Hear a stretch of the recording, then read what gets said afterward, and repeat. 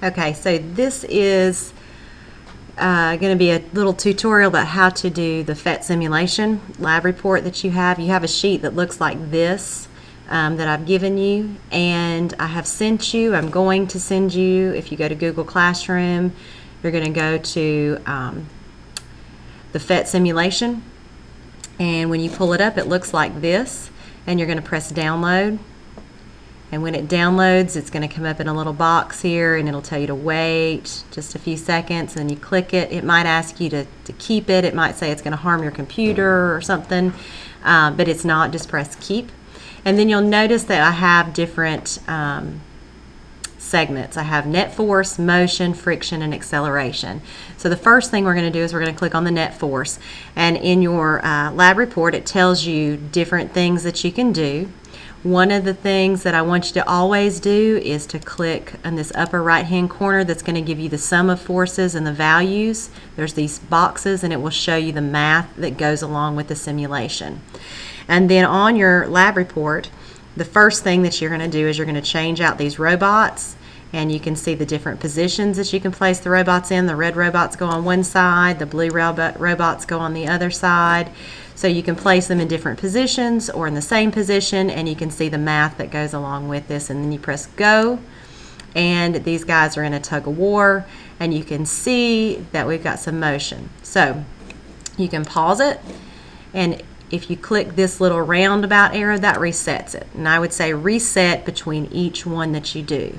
So you're going to follow the instructions on your lab report, and you are going to fill in the blanks on your data table and reset it between each one. When you finish the net force, you're going to be able to go on to the motion. So the motion, these little tabs down here at the bottom say net force and motion. If you can see that, if I open that up a little bit more. The motion down here at the bottom, if you click motion at the bottom, you get a new screen. Again, you notice that you've got these boxes, so click all these boxes so it'll show you the math that's going along with it. One of the things that you can do with this one is, this is the pause and play button. So I would pause it as you are switching out mass. You can combine mass, and then you can set the amount of force, and then you press play, and you'll be able to see the motion that's taking place. So then pause it again, reset it, it takes it back to the beginning. Again, you want to click so you can see all the math, and then do the next tasks that it asks you to do. After you finish with motion, you're going to click the next screen at the bottom that says friction.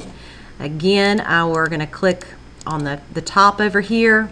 This again is your press, pause, and play. So you want to pause it, change your masses, you can add different things. Here we go, we're going to change our newtons of force, and you can see the math before you even press play, so that you can see what's going on. In this one, with the friction, you can change the friction. You can have lots of friction or no friction, and you can play again.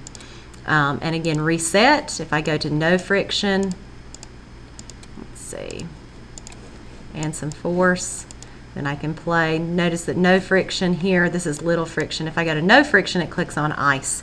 Remember, ice is really slippery. Even though ice does have some amount of friction, it has very, very little friction. And when you get finished, remember, don't forget to keep your values clicked so you can actually see the math that goes along with it that we've been talking about, because that's the biggest part of high school. But you can just pause it, you can reset it, and you can go again. So you're going to follow the instructions for friction as well. And then the last one is acceleration. Same thing. You're going to click these the math buttons up here in the corner so you can see the math that goes along with it. You are going to be able to manipulate. Again, one other thing I would show you before you do this, if I go ahead and press this and move this, you'll notice that it doesn't keep. I have to have it paused, and then I can set my forces, and then I can press play. So be sure that this, is clicked as well. And again, reset this orange circular button to reset between each task that you are doing on your lab report.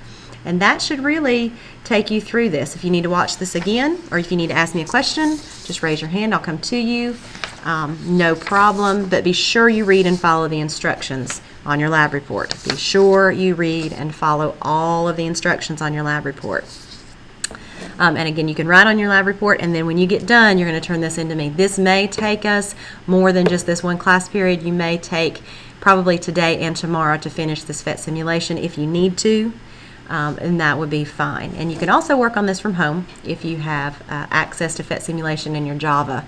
You need to update your Java probably from home. But that takes us back to our lab reports. So there we go.